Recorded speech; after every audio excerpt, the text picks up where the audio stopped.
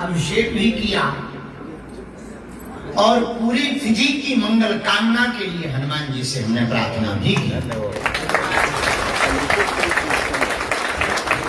और जब कमेटी के सदस्य, नगीगी नाग मंदिर के सदस्य हमको वहां मिले, तब हमने उनसे कहा कि अब भविष्य में पुनः आएंगे तो 2 दिन की कथा इसी पंडाल में सुनाएंगे।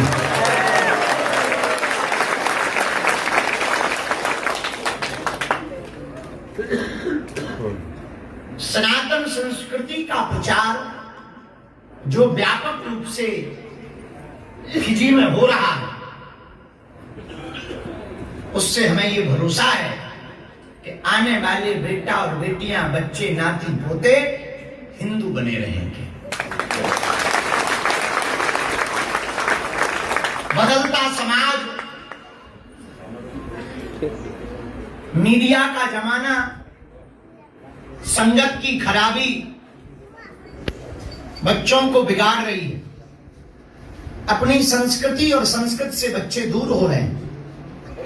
पर हम लाखों करोड़ों बार फिजी के सभी मंदिर, सनातन संस्कृति के पुरोधा, गांव-गांव में रामायण मंडलियां, माताओं के द्वारा कीर्तन आदि की परंपरा, मंदिरों की पूजा पाठ की परंपरा, घर के बाहर लगाया जाने वाला हनुमान ध्वज, गांव-गांव में बनाए जाने वाले हनुमान मंदिर और होने वाली कथाओं में हिंदुत्व के लिए जो कार्य किया जा रहा है, निश्चित रूप से हम यूं कहें, भारत से फिजी दूर जरूर है पर सनातन के सबसे ज्यादा करीब है।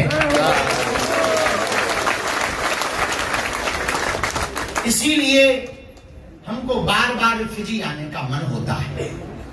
उसका दूसरा कारण यह भी है कि आने वाली जो पीढ़ी है वो तुमसे दूर ना हो जाए, सनातन संस्कृति से विमुख ना हो जाए, हट ना जाए, हिंदू घट ना जाए, सनातनी परंपरा मिट ना जाए, इसलिए हम बार बार फिजी आते हैं। ठीक करो भाई, पहले और ठटरी के बारे पहले जैसा कर, पैसा नहीं मिल रहा तो इसका मतलब ये थोड़ी कमाई खराब कर। राम राम, पहले बहुत बढ़िया था, अब ऐसा लग रहा है जैसे हमें जुकाम हो गया। तो हमको नगीगी नाग मंदिर में, हाँ बहुत बढ़िया, वेरी वेरी थैंक यू,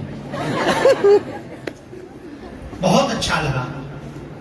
एक चर्चा पर हम आज उद्बोधन करेंगे और इसके बाद सामूहिक अर्जी लगाकर हमें भूख लगे आई। अब भूखे भजन ना होए गोपाला, हमारी कंठी मारा, बुढ़ापे का शरीर। कल रात तक कथा चली, दिव्य दरबार लगा देर रात तक, वहां जहाँ रुके मेरी में, फिर लेगा में रुकी, लेगा से टोका के होते, टोका होती हुई, लेगा होते हुए, और सुबह रोड से आए और साबू रोड से आए। अभी रास्ते में साबू रोड मिला, तो होते हुए डोलते हुए चले आए। बड़ा अद्भुत है फिजी, तो बहुत अद्भुत है फिजी। आज की चर्चा को हम प्रारंभ करते हैं। नाग भगवान शंकर को बड़ा प्रिय है, इसलिए नाग देवता, ये स्वयंभू नाग देवता हैं, बड़े प्राचीन हैं। यहाँ से अनवरत पूरे फिजी की आस्था है, पूरे देश के लोग यहाँ दर्शन करने तीर्थ स्थल के हिसाब से आते हैं। एक दो बातें हम भगवान शंकर के बारे में करना चाहें। धन्य है भगवान, भूत भावन महान। भोले बाबा एकता के प्रतीक है, विविधता में भी एकता है भगवान शंकर के परिवार। शंकर जी के परिवार में है कौन कौन? पार्वती जी, कार्तिकेय, गणेश, नंदी, स्वयं महादेव। अब भोले बाबा के परिवार पे जरा तुम लोग हिंदुओं विचार करना कि हम शंकर जी को पूजते क्यों हैं, इस पर विचार करो। शंकर जी के एक पुत्र है, उनका नाम गणेश है। गणेश का वाहन क्या है? भगवान गणेश का वाहन क्या है? मूसक, चूहा। और भगवान शंकर के गले में क्या है? नाग। नाग किसका भोजन करता? चूहे का। लेकिन दोनों एक ही घर में रहे।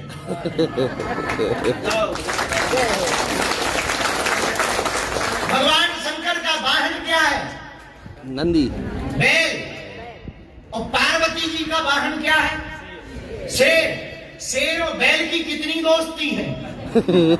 लेकिन दोनों एक ही घर में रहते हैं। अच्छा, भगवान शंकर के एक और पुत्र है, उनका नाम है कार्तिकेय। कार्तिकेय जी का वाहन क्या है? मोर। और मोर खाता किसको है? सांप को। लेकिन दोनों एक ही घर पर रहते हैं। भगवान शंकर के गले में क्या है? विष। और मस्तक पर गंगा।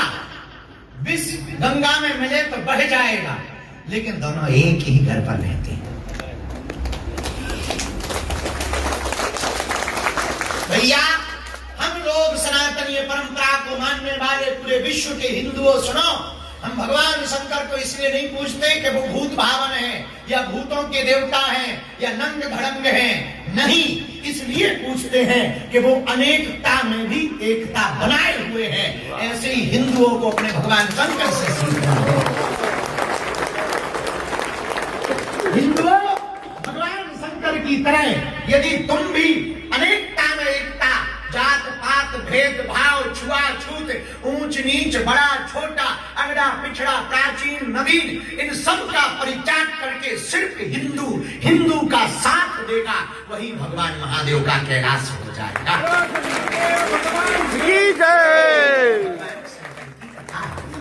भगवान शंकर की शिक्षा है। भगवान शंकर, आहा धन्य महादेव, भोले बाबा कहाँ रहते? कैलाश पर रहते हैं। भगवान का स्वरूप कैसा है? कर्पूर गौरम करुणावतारम संसार सारम भुजगेंद्रहारम। भगवान शंकर कर्पूर की तरह सफेद है। कर्पूर गौरम भगवान। हम लोग ये आरती गाते हैं, पर भगवान शंकर का ध्यान है ये कर्पूर गौरम करुणावतारम संसार। धवल देह है, कपूर की भांति भगवान शंकर भूत भारण विश्वनाथ का स्वरूप है। मेरे प्रिय श्रोताओ, भगवान शंकर हमें यही शिक्षा देते हैं कि कुछ भी ना रहे और मुस्कुराहट बनी रहनी चाहिए। हमारे भारत में एक भजन गाते हैं, धन धन भोलेनाथ तुम्हारी कौड़ी नहीं खजाने में, और 3 लोक बस्ती में बसाए आप बसे वीराने में। धन्य है भोले बाबा, कुछ भी नहीं है फिर भी मुस्कुराते रहते हैं। और सबसे ज्यादा सुख तो पार्वती जी को है। अब तुम कहोगे वाह क्या सुख है? मकान की टेंशन नहीं तो दीपावली के लिपाई पुताई की झंझट। मकान ही नहीं है तो लिपाई पुताई। अच्छा, माताओं की पार्वती जी की दूसरी टेंशन खत्म, क्या? प्रेस नहीं करना है कपड़े। भोले बाबा पहनते ही नहीं है, ये झंझट भी खत्म है। जो सुख पार्वती जी को है वो दुनिया में किसी को नहीं है। आहा, पानी की टेंशन खत्म। क्यों? बोरवेल की टेंशन ही नहीं है। पानी मीठा आ रहा कि खारा, जब जरूरत है सो लेके बाल्टी थोड़ा टेढ़े हो। तो बताओ, जल की टेंशन खत्म। क्या सुख है पार्वती जी को? आहा, लाइट का झंझट खत्म। न सौर ऊर्जा खराब होनी है, न ट्रांसफार्मर खराब होना है। क्यों? चंद्रमा मस्तक पर सदैव भगवान के चमक रहा है, लाइट की झंझट खत्म है। अच्छा, रिश्तेदारों की टेंशन खत्म। रिश्तेदार है ही नहीं। भगवान शंकर से पूछा आपका रिश्तेदार कौन है? तो भगवान शंकर ने कहा नाता एक राम जी से दूजा नाता, आशा एक राम जी से दूजा नाता छोड़ दे। अरे विधि का विधान जान, विधि का विधान जान, रानी लाभ सही सीताराम राम सीताराम सीताराम कहिए जहीं विधि राखे राम तही विधि राखे राम तही विधि राहिए सीताराम सीताराम सीताराम कहिए सीताराम सीताराम सीताराम कहिए जही विधि राखे राम तही विधि राहिए। भगवान शंकर के परिवार में रिश्तेदार कौन है? भगवान शंकर ने कहा रामचरितमानस में बाबा ने लिखा हमारा तो कोई रिश्तेदार नहीं, एक ही रिश्तेदार है। कौन? बोलो बोलो। राम जी ही हमारे रिश्तेदार हैं। कितनी अद्भुत बात भगवान शंकर कहना चाहते हैं कि संसार के रिश्ते वाले तो तब साथ देंगे जब पैसा पास होता। बन जाते हैं लाखों रिश्ते जब पैसा पास होता है, टूट जाता वो रिश्ता गरीबी में जो सबसे खास होता है। जय हो जय हो जय हो जय हो जय हो। भगवान शंकर बोले भैया संसार के रिश्ते वाले तो स्वार्थ से प्रेम करते हैं। सौरेंद्र मुनि सबकी यह रीति और स्वार्थ लागी करही सब प्रीति। सब लोग स्वार्थ से प्रेम करते हैं, इसलिए भगवान शंकर बोले हमने रिश्तेदार बनाई नहीं। एक ही रिश्तेदार है। कौन? नाता एक राम जी से नाता तोड़ दे आशा एक राम जी से सनातनीय हिंदुओं यदि हम भी भगवान राम के भरोसे हो जाएंगे, हनुमान जी के भरोसे हो जाएंगे, अच्छा इसका मतलब ये नहीं कि तुम कल ही अपनी रिश्तेदारी तोड़ दो। नहीं अकेले पड़ जाओगे। रखो नाता, कोई दिक्कत नहीं है, नाता रखो, जोड़ जुड़ाव रखो, पर भरोसा राम जी पर रखो। आप कहो महाराज ये तो बड़ी कठिन चीज है, आप तो ऐसा कह रहे हैं कि गाल भी फुला और गाना भी गा। ये दोनों कठिन है, गाल फुलाना गाना गाना दोनों कठिन है। आप कोई सरल सा उपाय बताओ। हाँ सरल उपाय है, बताओ क्या सरल उपाय? बहुत सरल उपाय है। पूछो क्या? अरे जोर से पूछो क्या? भैया एक काम करो, तन से संसार के रिश्ते निभाओ, मन से प्रभु राम से नाता निभाओ। लो दोनों काम बन गए। न तुम्हारी लुगाई छूटेगी, न तुम्हारी घरवाली छूटेगी, न माताओं के खसम छूटेंगे, पति देव दोनों रिश्ते चलते रहेंगे। बोलो सीताराम। बढ़िया चाचा ताऊ मामा मौसी नाना नानी बुआ नाना मौसी और काका पर काका दादा पर दादा के मौसी भौजी ये सब चलेंगे रिश्ते नाते, कोई टेंशन नहीं। पर कहाँ से? तन से संसार के नाते निभाओ और मन से हनुमान जी के हो जाओ, मन से राम जी के। भगवान शंकर यही उपदेश देना चाहते, इसलिए भगवान शंकर जैसा कोई दूसरा देवता नहीं, भगवान शंकर जी जैसा कोई दूसरा देवता नहीं है। अच्छा भगवान शंकर जी जैसा कोई दूसरा देवता कौन नहीं? क्यों नहीं है? जरा सुनो। जो भाग्य में लिखा है वो तो मिलता ही है, और जो भाग्य में नहीं भी लिखा हो वो शंकर जी और हनुमान जी की पूजा करने से मिल जाता है। एक बार ब्रह्मा जी नाराज हो गए। ब्रह्मा जी पार्वती जी के पास पहुंचे तो पार्वती जी देख के बोली क्या बात है ब्रह्मा जी डिप्रेशन में लग रहे हो, मुंह क्यों लटकाए हो? ब्रह्मा जी बोले हमारा तो सब काम खराब। क्या हुआ? तुम्हारे पति देव के कारण हम हैरान। तो पार्वती जी बोली हमारे पति देव? हमारे स्वामी? हाँ आपके पति देव, आपके हस्बैंड। क्या बात है? और हमारे पति देव के कारण क्यों हैरान हो? वो तो बहुत सीधे साधे, नाम ही उनका भोले बाबा, भोले से हैं, बड़े सीधे साधे हैं, दिन भर आंख बंद करके प्रभु का ध्यान करते। उनसे क्या दिक्कत है? बोले बस उन्हीं से तो दिक्कत है। क्या दिक्कत है? बोले बाप हम मर जा रहे हैं। क्यों मर रहे हो? हम इस्तीफा दे रहे। किस बात का इस्तीफा दे रहे? बोले अब हमें आज से अपनी फैक्ट्री बंद करनी है। कौन सी फैक्ट्री? लोगों को बनाने वाली। क्यों? बोले हम नहीं, तुम्हारे पति देव से हमें हैरान। अरे कारण तो बताइए। भगवान ब्रह्मा जी बोले पार्वती जी से माँ हम लोगों को बनाते हैं, उनके भाग्य लिखते हैं कि जाओ तुम्हारे भाग्य में बेटा नहीं होगा, पूरी जिंदगी भर बेटा के बिना रोगे, लेकिन कोई इनकी पूजा करे तो ये बेटा दे देता। अब बताओ हमारा वाला गलत हो जाता, इनका वाला सही हो जाता। फिर लोग कहते हैं ब्रह्मा जी तो ऐसे ही है, लोग इनकी पूजा करते रहते, जय जयकार करते रहते और हमारे काम में अड़ंगा डालते हैं। हमको फिर बड़ी दिक्कत होती कि जिसके भाग्य में बेटा नहीं है उसको फिर बेटा दो, फिर नया भाग्य लिखना पड़ता है। अब बेटा हो गया है, अब हो ही गया तो अब ये कैसे मुखाग्नि देगा, कैसे कर्म करेगा, फिर बेटा का क्या भाग्य होगा, फिर पिता का क्या भाग्य बदलेगा, माता जी का क्या भाग्य बदलेगा। अलग से एक वही खाता और इस सपोर्ट में लगाना पड़ता है। इसलिए हमारे पतिदेव से हैरान है, हमारा इस्तीफा स्वीकार करो। पार्वती जी बोली टेंशन मत लो, इस्तीफा मत दो, हम पतिदेव को समझाएंगे। भोले बाबा बैठे थे, भोले बाबा ब्रह्मा जी को बुला के बोले सुनो, हम नहीं सुधर सकते हैं, लोग आना बंद कर दें तभी हम मान सकते हैं। ब्रह्मा जी बोले लोग तो समझ गए हैं कि एक तुम ही हो जो कुछ भी दे सकते हो, क्योंकि तुम्हारा नाम भोलेनाथ है। तो ब्रह्मा जी से भगवान शंकर बोले कम से कम एक काउंटर ऐसा तो होना चाहिए जो बिना बात का भी खुला रहना चाहिए, बिना नियम का भी खुला रहना चाहिए। तो सबसे सरल देवता कौन है? भोले बाबा। बोलो बोलो बोलो, भोले कौन है? बाबा। भोले बाबा। भोले बाबा क्यों सरल हैं?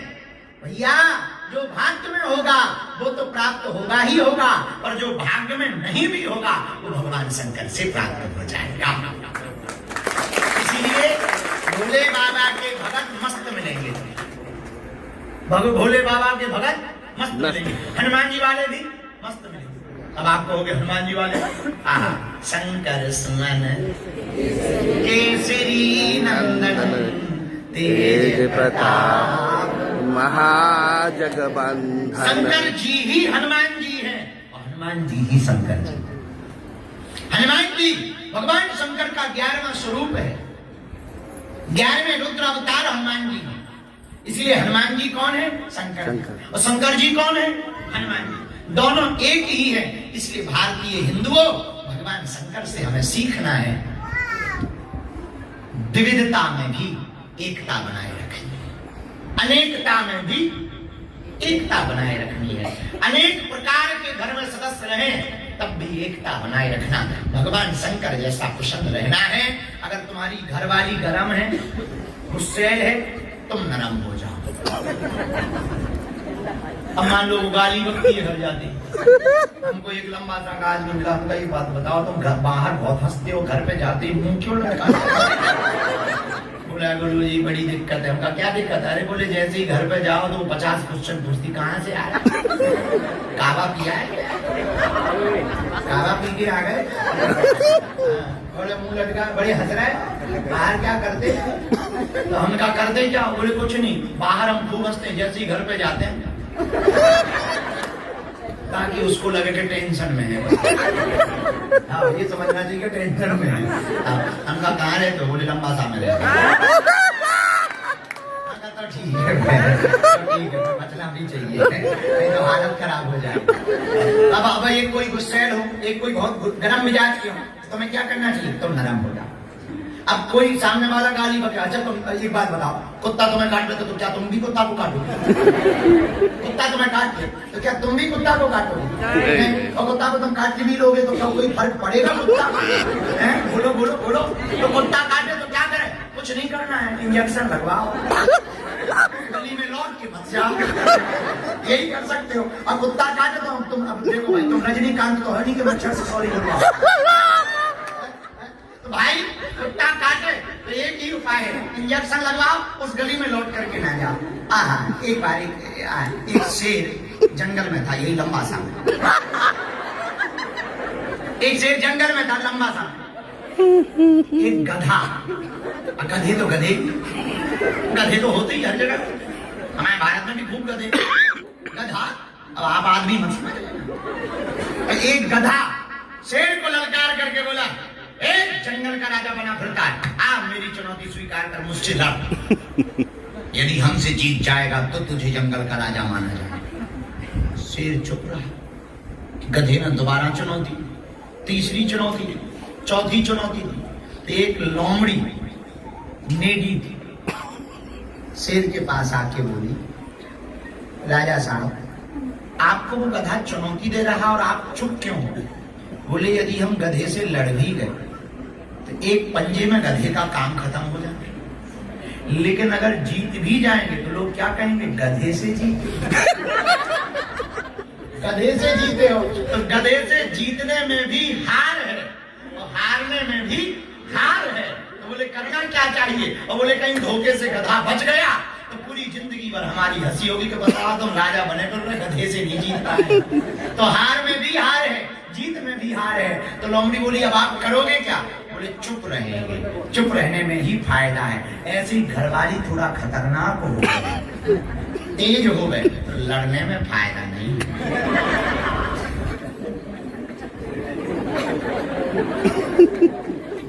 चुप रहने में फायदा। या पति तुम्हारा तेज हो, पति तेज हो, क्या करोगे? अब लड़ोगे तो तमाशा बनो, पुलिस केस होगा। तो क्या किया जाए? पति देव गरम मिजाज के हैं, तुम चुप रहो। एक माता जी हमारे पास आई पिछले साल सुगा की। गुरुजी, हमारे घर में बहुत लड़ाई होती है, हमने सुना आपके पास बहुत सिद्धियां हैं। हमका सही सुना, हमने भी अपने बारे में यही सुना है। तो बोले गुरुजी आप कोई मंत्र ऐसा बता दो कि हमारे घर की लड़ाई बंद हो जाए। हमका लड़ाई किससे होती? बोले हमारी सासू माँ बहुत खतरनाक। हम जैसे घर पे जाते हैं इतनी गाली बकती, आ गई पंडितानी, आ गई पुजारन, बाबाओं के चक्कर में बनी फिरी रहती है, बाहर ही डोलती रहती है, काम काज तो करती नहीं है, 10 बजे सो के उठती है, बस पूजा पाठ में लगी रहती है, बस मंडली बनाती है, बात पूरी सहेलियों के साथ दिन भर डोलती रहती है, और तो कोई काम ही नहीं है, इधर उधर फटकती रहती है। समझ गए तुम्हारी सासू माँ खतरनाक। ऐसे ही प्रवचन सासू माँ सुना, बड़ी है ना, अब बड़ी है ना। तो उसने कहा गुरुजी आप कोई उपाय बताओ। हमका बेटा एक उपाय है, कल आना, हम तुमको एक अभिमंत्रित जल देंगे। हमका फिर तुम क्या करते हो? बोले फिर हमें से भी नहीं रहा जाता, सो हम भी सुना देते। लड़ाई ज्यादा हो जाती है, पति को बीच बचाव करना पड़ता है, तो पति बेचारा परेशान रहता। हमके शांति होगी, शांति होगी। कैसे? हमका कल आना। पता है हमने क्या किया? एक बोतल जल दिया, फिजी का शक्कर डालकर, थोड़ी उसमें केसर डाली, और उसके ही सामने मंत्र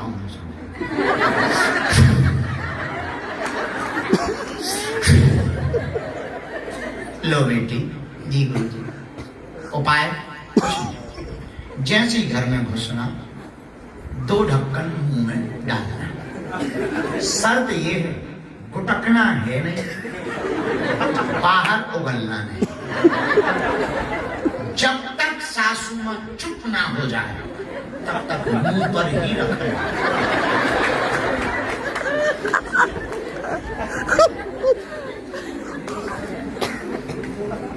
गुरुजी बोले नहीं, मंत्र जब चलेगा। मंत्र कौन सा? शांति शांति शांति शांति। घर गई बेचारी सीधी सादी, नाम मुन्नी बाई। घर गई, जैसी घर गई तो रोज का काम था, सासू माँ गाली बकने लगी। आ गई पंडितानी, आ गई पुजारन, फिर आ गई। आज 12 बजे सो के उठी है, अब भोजन खाएगी, अब थाली यही फेंक देगी, कपड़ा कौन धोएगा? हम धो के मरे जा रहे हैं, हम धोबन बने घूम रहे हैं, हम हैरान है। ये कुछ बोलने ही वाली थी तब तक जल याद आ।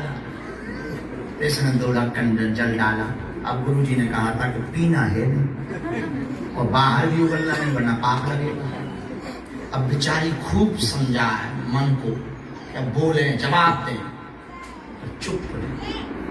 1 घंटा बाद सासू माँ भी चुप हो गई, आज कुछ जवाब नहीं दे रही। तो वो भी बोली गूंगी हो गई क्या? कुछ बोल नहीं रही। अब ये तो कर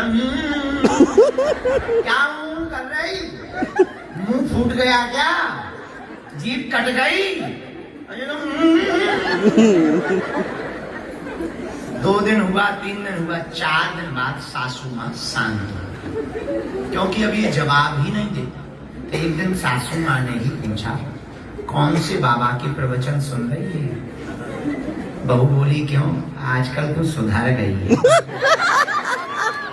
हमें भी उसी बाबा के पास ले चल। बहू बोली माता जी बागेश्वर वाले गुरुजी। जब हम वापस जाने लगे तो नेडी एयरपोर्ट पर वो फिर मिलने आई। गुरुजी हम जा रहे हैं, आप जा रहे हो, हमें बड़ी दिक्कत। हमका क्या दिक्कत? बोले गुरुजी क्या बताएं, आपने जो जल दिया था मंत्र मारकर वो पूरा खत्म होने वाला है।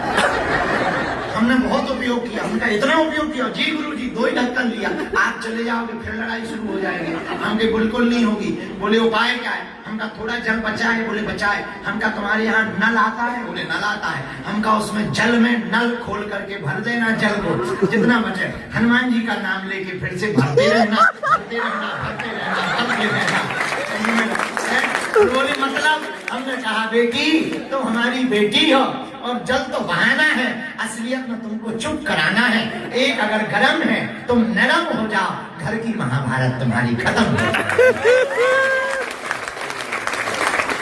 जितनी बहुएं बैठी हैं आज यहाँ, आपके घर में भी महाभारत अगर होती तो हम जल अभिमंत्रित कर रहे हैं। और खासकर सासू माँ जितनी बैठी हैं उनके लिए तो ये कथा बहुत काम की। तो अगर पति जो गुस्से है आप चुप हो जाओ, बेटा क्रोधी है तुम चुप हो जाओ। घर को घर नहीं, घर को मंदिर बनाओ। आज हिंदुओं का घर टूट रहा है, परिवार बिखर रहा है, भाई भाई से अलग हो रहे हैं, बेटे माता पिता से अलग हो रहे हैं, बहुओं के चक्कर में पूरे परिवार टूट रहे हैं, नशा के चक्कर में सनातनी घट रहे हैं। हमारी प्रार्थना है भैया, हमने हंसी हंसी में तुमको, हमारी आदत है विनोद विनोद में कथा सुनाने की, पर जैसे छोटे बचपन में तुम्हारी माताएं दवा को खिलाने के लिए शहद को देती थी, शहद में दवा देती नहीं, तो शहद तो बहाना होता है पर असलियत में उन्हें दवा खिलाना होता। वैसे ही तुमको हास्य हास्य में कथा सुनाना तो बहाना है, असलियत में हिंदुओं को जगाना। अपने घर को महाभारत से बचाना है, भगवान शंकर की उपासना करो, क्योंकि भगवान शंकर के परिवार में अनेकता में भी, बोलो बोलो क्या है? एकता। जोर से बोलो, एकता। अनेकता में भी एकता। यही भगवान शंकर के स्वरूप के ध्यान का परिणाम हो। तुम शंकर जी को तो पूजो, शंकर जी को तो हम लोग मानते हैं, शंकर जी की नहीं मानते।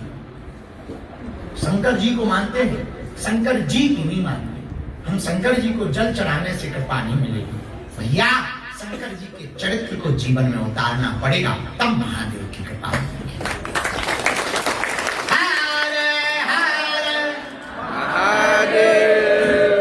हर हर तो अनेकता में भी एकता है, ये सूत्र याद रखना। अनेकता में भी एकता। दूसरा सूत्र याद रखना, तन से संसार के रिश्ते निभाओ, मन से राम जी से रिश्ता निभाओ। तीसरा सूत्र क्या है? तीसरा सूत्र भी आज के उद्बोधन का बहुत अच्छा है। कोई गर्म हो तो तुम नरम हो जाओ, कोई बहुत बोलने वाला हो तुम चुप हो जाओ, कोई क्रोध में हो तुम बोध में हो जाओ, कोई जोश में हो तुम होश में हो जाओ। यदि तुम होश में रहोगे, कोई क्रोधी रहेगा तुम बोधी रहोगे, तो भैया तुम्हारा घर घर नहीं, घर तुम्हारा मंदिर हो जाएगा। छोटी छोटी बात पर लड़ाइयां घर को बर्बाद कर रही। ईगो के चक्कर में अनेकों के घर टूट गए। माता पिता बेचारे अलग पड़े, बेटा बहू अलग पड़े। अमीर वो नहीं है जिनके घर पर बड़ी बड़ी गाड़ियां खड़ी हैं या बड़े बड़े मकान हैं। अमीर तो वो है जो माँ बाप के साथ रहकर शाम की रोटी बैठकर खाते हैं। तुम अमीर तब नहीं हो जब तुम करोड़पति हो जाओ, या तुम सुबह में मकान ले लो या नेडी में मकान ले लो। अमीर तो जब तब हो तुम जब तुम्हारे माँ बाप तुम्हारे साथ जीवन भर रहे। तुम्हारे माँ बाप तुम्हारे साथ नहीं है तो तुम करोड़पति होकर के भी रोडपति हो। तुम्हारा परिवार यदि तुम्हारे साथ नहीं है तो तुम्हारा धन किसी काम का नहीं है भैया, और तुम्हारा प्रेम भी किसी काम का नहीं है। यदि तुम प्रेम के चक्कर में परिवार को छोड़ रहे हो, एक प्रेम के चक्कर में, तो भी तुम्हारा प्रेम किसी काम का नहीं। हमने यहाँ की कथा में कहा था, माना मोहब्बत बुरी नहीं है, माना हमने मोहब्बत बुरी नहीं है, पर माँ बाप से भी ज्यादा जरूरी है। माँ बाप से भी ज्यादा जरूरी नहीं है। इसलिए परिवार को एक कथा करके विराम करेंगे। एक घटना घटी भारत में, थोड़ा माइक तेज करो। भारत में एक घटना घटी। एक गांव में एक फेरी वाला जा रहा था। फेरी वाला जानते हैं? श्रृंगार का सामान बेचने वाला पहले साइकिल से आता था, बिंदी चूड़ियां बेचा करता था गांव में। तो साइकिल पे एक फेरी वाला श्रृंगार का सामान लेकर के जा रहा था, आवाज लगा रहा था, श्रृंगार ले लो, चूड़ी ले लो, बिंदी ले लो, कंघा ले लो, शीशा ले लो, कुमकुम ले लो, नैन पालिश ले लो। माताएं घर से निकल निकल करके श्रृंगार का सामान ले लो। एक बूढ़ा सा आदमी एक घर से निकला तो उस फेरी वाले ने हंस के पूछा कि बुढ़ापे में तुम क्या लोगे, तुम तो बूढ़े हो। तो वो पूरी फेरी की साइकिल में परिक्रमा लगा के एक एक सामान देखने। तो फेरी वाले दुकानदार ने कहा, दादा क्या चाहिए? तो वो बूढ़ा आदमी बोला, भैया हमको बिंदी चाहिए। बिंदी किसके लिए? डुकरिया की पत्नी के लिए। वो बूढ़ी है, उसने कल कहा तबीयत उसकी ठीक नहीं है, उसने कहा हमारी बिंदी गुम गई है, बिंदी दे दो। भैया एक बिंदी लाओ, लाल चाहिए। उसने पूरे पैकेट देखे, लाल बिंदी मिली। उस दादा ने बोला, हाँ यही वाली, बड़ी वाली, यही वाली है। वो पैकेट उठाया, कितने रुपया की? बूढ़ा आदमी गरीब था, हाथ कपड़े, लाठी हाथ में थी। दुकानदार बोला 10 रुपया की बिंदी का पैकेट है। भैया बहुत महंगी है, कोई सस्ती वाली नहीं? नहीं सस्ती तो नहीं है दादा, 10 की ही मिलेगी और 10 रुपया ही लगेंगे। अच्छा 2 मिनट रुको, हम बहू से रुपया लेकर आए। वो बूढ़ा आदमी बेचारा कपता हुआ दरवाजे पे आया, अंदर से बहू आई। बहू हमने तेरी सासू माँ के लिए ये बिंदी का पैकेट लिया है, 10 रुपया की है, जरा 10 रुपया तो दे दे। बहू चिल्ला, बेफिजूली का खर्च करते रहते हो, तुम्हें बुढ़ापे में भी शर्म नहीं आती? अब बुढ़ापे में सासू माँ माता की बिंदी लगाएंगी, और ये इतनी महंगी बिंदी लगाने की क्या आवश्यकता है? तुम लोग भी ना हम लोगों की आफत बने हुए हो। तो डुगरा ने कहा, बहू 10 रुपया दे दो, हमने कुछ सिक्का रख रखे हैं, वो हम तुम्हें दे दे। वो रुपया भी तो हमारे ही है, हमारा पति कमाता है तभी आता है, फ्री में थोड़ी आता है। और धरो, कोई बिंदी नहीं लेनी। तो बहू ने वो पैकेट दुकानदार को फेंक के मार दी। बेचारा अंदर आया, डुकरिया ने देखा, पत्नी ने, बूढ़ी थी बेचारी और प्रेम तो था ही। उसने ऐसा किया, परेशान ना हो, आजा। सिरहाने बैठ गया, पत्नी से उठता नहीं बनता, बड़ा मार्मिक क्षण। उसने हाथ पकड़ा पत्नी का और लकड़ी को, लाठी को टिका करके कहा, शकुंतला अब समय देखो, हम तुम्हें बिंदी तक खरीद के नहीं दे पाए। तो डुकरिया ने समझाया पत्नी, कोई बात नहीं, बहू है, सही तो कह रही है, बुढ़ापे में अब हम बिंदी क्यों लगाएंगे? एक काम करो, बिंदी ना सही, लाल कुमकुम होगी, वही लगा दो, और तुम अपने हाथ से लगा दो, हमारा हाथ दर्द करता है। बेचारा काम कांपता उठा, पूजा मंदिर से कुमकुम की डिब्बी लाया और हाथ से बिंदी बनाते हुआ लगाने ही वाला था, तब तक उसकी पत्नी के प्राण पखेरु उड़ गए, मर गए, शरीर ठंडा पड़ गया। वो हिलाता रहा, शकुंतला उठ, देख हमने तुझे बिंदी लगा दी, अरे उठ तो देख तो शकुंतला, अरे बोल बोल क्या हुआ? देखा प्राण पखेरु, शोर शराबा मच गया, गांव वाले आए, बहू बेटा आ गया, सब रोने लगे, अर्थी पर बहू सासू माँ को लिटाने लगे, उस बूढ़ी माँ को शकुंतला को लिटाने लगे, नहलाया गया। हिंदू रीति रिवाज के अनुसार मृतक स्त्री का श्रृंगार किया जाता है, सुहागन स्त्री का। तो जैसे ही बिंदी लगाने लगे तो वो बूढ़ा तुरंत तनक करके बोला, हटाओ बिंदी, हमारी शकुंतला को बिंदी लग रही। इसी बिंदी को याद कर करके वो मर गई। अब मरने के बाद बिंदी लगाने से कोई फायदा नहीं है। बेटा ने कहा, पिताजी क्या बात करते हो, ये तो श्रृंगार है, बोले बेटा जिंदा में श्रृंगार करा नहीं पाए, अब मरने में किस काम का श्रृंगार है। तेरी बहू ने 10 रुपया की बिंदी नहीं खरीदने दी। तेरी पत्नी ने, बहू की आंखों से आंसू आ गए और उस बूढ़े से भी रहा नहीं गया, अपनी पत्नी के साथ जलकर प्राण दे दिए। ऐसे घर में रहने का क्या मतलब भैया। श्राद्ध बाद में मत करो, सेवा पहले कर लो, वरना बाद में पछताना पड़ेगा। पहले माँ बाप की पूजा कर लो, माँ बाप की सेवा कर लो, माँ बाप की सेवा कर लो भैया। बाद में भले ही श्राद्ध ना कर पाओ तो माँ बाप को मुक्ति मिल जाएगी। यदि तुम सेवा ना करके श्राद्ध करोगे तो तुम्हारे माँ बाप को मुक्ति नहीं मिलेगी। श्राद्ध से मुक्ति नहीं मिलती है, माँ बाप की सेवा से मुक्ति मिलती है। आज ये हर हिंदुओं के घरों का हाल है, मरने के बाद माँ बाप के लिए श्राद्ध रखते हैं, ब्राह्मण भोज कराते हैं, खीर बनवाते हैं कि माँ बाप कौवा बनकर आएंगे। भैया जीते जी माँ बाप की कद्र कर लो, मरने के बाद किसी काम की नहीं है। 4 दिन की जिंदगी है, कब पंछी उड़ जाए। अभी भारत में देखो, अहमदाबाद में प्लेन क्रैश हुआ, कागज की पुड़िया की तरह 260 लोगों की जिंदगी बह गई, पता नहीं लगा कब प्राण चले गए। जिंदगी 4 दिन की है, हंस खेल कर जी लो, वरना जिंदगी दोबारा नहीं मिलेगी। भैया माँ बाप से बड़ा कोई नहीं है। भगवान मंदिर में जो बैठे वो भगवान है जिसे हम तुमने निर्माण किया है, और घर में वो भगवान बैठे हैं जिसने हमें तुम्हें निर्माण किया है। और जो अपने घर में